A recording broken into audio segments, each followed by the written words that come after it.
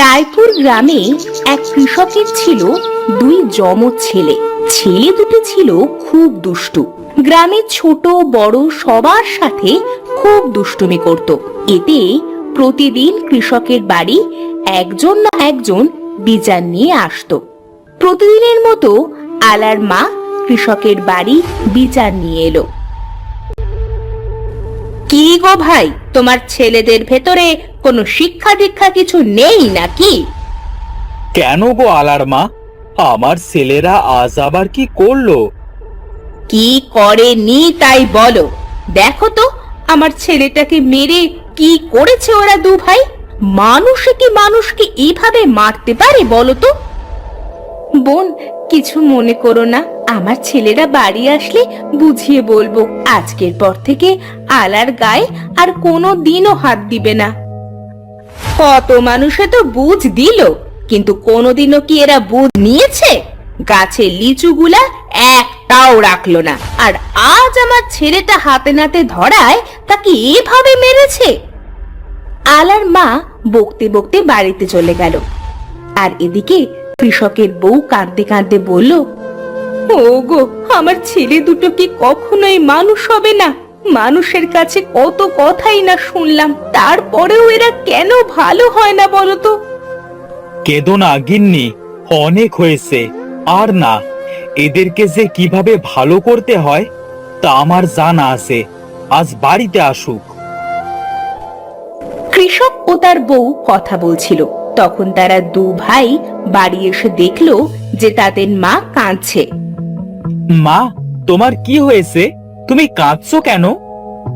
কাঁদবো না তো আর কি করব বলতো? তোদের দু ভাইয়ের জন্য কি আমাদের কোনো শান্তি আছে? আমরা আবার কি করলাম? বুঝতে পারছো না? আলাকে ধরে তোমরা মেরেছো কেন? আর ওদের গাছে লিচু সব চুরি করে খেয়েছো কেন? আসলে বাবা, আমাদের ভুল হয়ে গেছে। আমরা দুই ভাই আর কোনোদিনও মানুষদের বিরক্ত করব না। শোনো তোমরা দুই ভাই, আমার শরীরটা আজ দুদিন খুব খারাপ, আর কাছে কোনো টাকা পয়সাও নেই। আমার সব টাকা আমাদের ওই বাবলাতলার জমিতে পোঁতা আছে। কি বলছো বাবা? বাড়িতে এত জায়গা থাকতে টাকাগুলো তুমি মাঠে পুঁতে এসেছো? হ্যাঁ, কারণ আমার ওই জমিটা যে সে জমি না, ওইটা একটা জাদুর জমি। ওই জমিতে টাকা রাখলে দিনে দিনে জমিতে আরো টাকা দেয়। কি বলছো বাবা? টাকা রাখলে টাকা বাড়ে? এমন কথা তো আগে কোনোদিনও শুনিনি। এতদিন আমি তোমাদের বলি নাই, কারণ তোমরা ছোট ছিলে। এখন বড় হয়েছো, আর তাছাড়া আমার মনে হলো কথাটা তোমাদের এখন বলা উচিত, তাই বলেছি। তাহলে এখন আমরা কি করব বাবা? আমি চাই তোরা দুই ভাই জমিটা খুঁড়ে টাকাগুলো উঠিয়ে নিয়ে আয়। সত্যি বলছো বাবা? তুমি কোনো চিন্তা করো না, আমরা দুই ভাই এক্ষুনি যাচ্ছি আর টাকাগুলো নিয়ে আসছি। তারা দু ভাই মাঠের উদ্দেশ্যে রওনা দিল। এদিকে কৃষকের বউ কৃষককে বলল, ওগো, এটা তুমি কি কথা বললে? ছেলেদের সাথে মিথ্যা কেন বললে? মিথ্যা না গিন্নি, এটা সত্যি কথা। আমাকে না জিজ্ঞাসা করে সময় হলে চোখি দেখতে পাবে। তারা দু ভাই মাঠে গিয়ে বলল, ভাই, বাবা এতদিন আমাদের কাছ থেকে এই কথাটা লুকিয়ে রেখেছিল কেন? এই জমিতে যে এত টাকা আছে, বাবা আমাদের আগে কেন বলেনি? বাবা মনে করেছে হয়তোবা আমরা এই জমি থেকে সব টাকা চুরি করে নেব, তাই বলেনি। বাবা তো জানে না যে আমরা কত বড় বাটপার। এই জাদুর জমি থেকে আজ কত টাকা যে আমরা ঝেড়ে দেব তা তো বাবা জানি না। এই ভাই, আস্তে কথা বল, আস্তে, না হলে আশেপাশের মানুষগুলো শুনে ফেলবে। আস্তে আস্তে চল, এবার আমরা আমাদের কাজ শুরু করি। তারা দু ভাই তাদের জমিটা ভালোভাবে খুঁড়তে শুরু করলো। সারা দিন ধরে জমিটা খুঁড়ে যখন কোনো টাকাই পেল না, তখন ক্লান্ত শরীরে বাড়ি ফিরে তার বাবাকে বলল,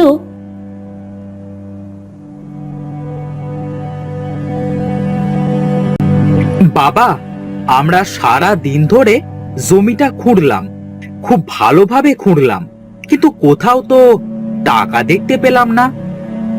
হ্যাঁ বাবা, তুমি কি আমাদের মিথ্যে বলেছো?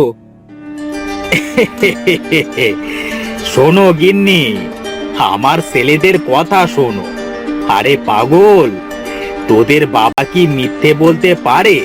বয়স হয়েছে, তাই হয়তো মনে রাখতে পারি না। মানে কি? তাহলে সারাদিন কি আমাদের এই পরিশ্রমটা বৃথা গেল? বৃথা কেন যাবে? টাকা তো ওই জমিতে নেই, আমাদের বাড়ির পাশে এই জমিটায় আছে। আমি তো কতদিন ও টাকা ওঠাইনি, সব জমা করে রেখেছি তোদের জন্য, যেন তোরা বড় হয়ে বেশি করে টাকা পাস, আর সেই টাকা দিয়ে ভালো একটা কাজ করতে পারিস। বাবা, আমাদের এই জমিটা তো ফেলনাই থাকে, তোমার হয়তো ভুল হয়েছে, টাকা আমাদের এই জমিতেই আছে। হ্যাঁ বাবা, এই তবে শোন, জমিটা এবার কিন্তু বেশি করে খুঁড়িস, ঠিক একটা পুকুর যতটুকু গভীর হয়, না হলে কিন্তু টাকা পাবি না। আচ্ছা বাবা, আমরা যাচ্ছি।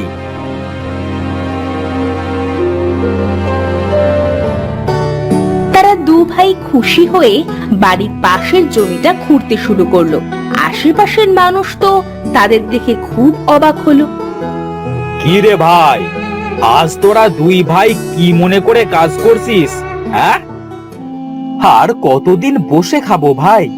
এবার তো বাবাকে একটু শান্তি দিতে হবে নাকি?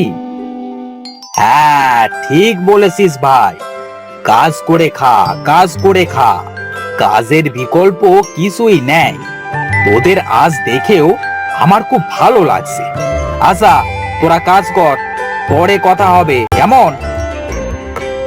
জহির সেখান থেকে চলে গেলে তারা দু ভাই হাসতে হাসতে বলল, ভাই অনুপ, আজ কিন্তু আমরা টাকা খুঁজে বের করবই।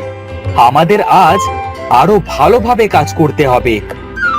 হ্যাঁ ভাই, তাড়াতাড়ি কাজ কর। তারা দু ভাই মন দিয়ে মাটি খুঁড়তে লাগলো। মাটি খুঁড়তে খুঁড়তে একটা পুকুর কেটে ফেললো, কিন্তু টাকার কোনো হদিশ মিলল না। তখন অরুণ বলল, ভাই, বাবা মনে হয় আমাদের বোকা বানিয়েছে।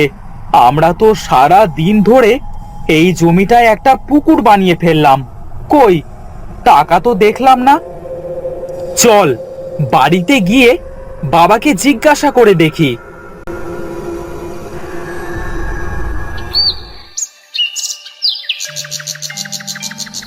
তারা দু ভাই আজ মন খারাপ করে বাড়িতে গেল। তাদের দু ভাইয়ের মন খারাপ দেখে তাদের বাবা বলল, কি হলো তোমাদের দুই ভাইয়ের আজ মন খারাপ কেন? কি হয়েছে তোমাদের? বাবা, আমরা তো জমিটা খুঁড়তে খুঁড়তে একটা পুকুর বানিয়ে ফেলেছি, কই তোমার সেই জমানো টাকা তো কোথাও দেখতে পেলাম না। হ্যাঁ বাবা, তুমি তাহলে সত্যি সত্যি আমাদের সাথে মিথ্যে বলেছো?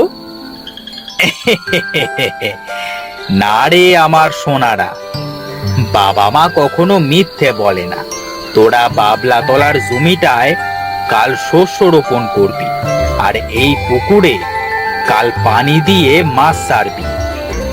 তাহলে কি হবে বাবা? আমরা কি টাকা পাবো নাকি? হ্যাঁ, পাবি তো। তোরা এক ভাই মাঠ দেখাশোনা করবি, আর এক ভাই পুকুর দেখাশোনা করবি।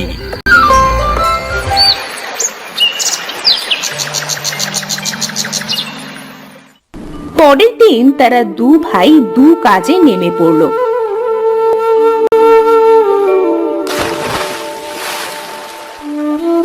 দেখতে দেখতে অরুণের ক্ষেতের ফসল পেকে গেল, আর এদিকে অনুপের পুকুরের মাছও বড় হয়ে গেল।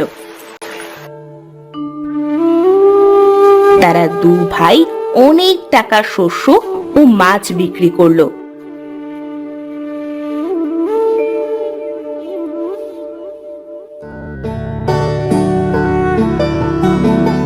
সেদিন তারা খুব খুশি হলো। তাদের খুশি দেখে কৃষক বলল, এবার তোরা কি তোদের সেই জাদুর জমির লুকোনো টাকাগুলো পেয়েছিস বাবা? বাবা, আজ আমরা দুই ভাই খুব খুশি হয়েছি। আসলে জীবনে কষ্ট না করলে কিছুই করা সম্ভব না। হ্যাঁ বাবা, টাকা তো জাদুর জমিতে ছিল না, টাকা তো তোমার কথা আর বুদ্ধিতে ছিল। আমাদের এত সুন্দর একটা বুদ্ধি দেবার জন্য তোমাকে ধন্যবাদ। ওগো, তোমার মাথায় এত বুদ্ধি আগে তো জানতাম না। তোমার বুদ্ধি দিয়ে আমার ছেলে দুটোকে ভালো করলে, আজ যে আমার খুব খুশি লাগছে গো। গিন্নি, সন্তান যদি খারাপ হয়ে যায় তবে তাকে বকাঝকা করে নয়, বুদ্ধি দিয়ে খারাপ পথ থেকে ফিরিয়ে আনতে হয়। আর আমি সেই কাজটাই করেছি। বাবা, তোমার দুই ছেলেকে নিয়ে আর চিন্তা করতে হবে না। এখন থেকে আমরা আর কারোর সাথে দুষ্টুমি করব না, সব সময় কাজ করব আর তোমার জাদুর জমি থেকে টাকা রোজগার করব।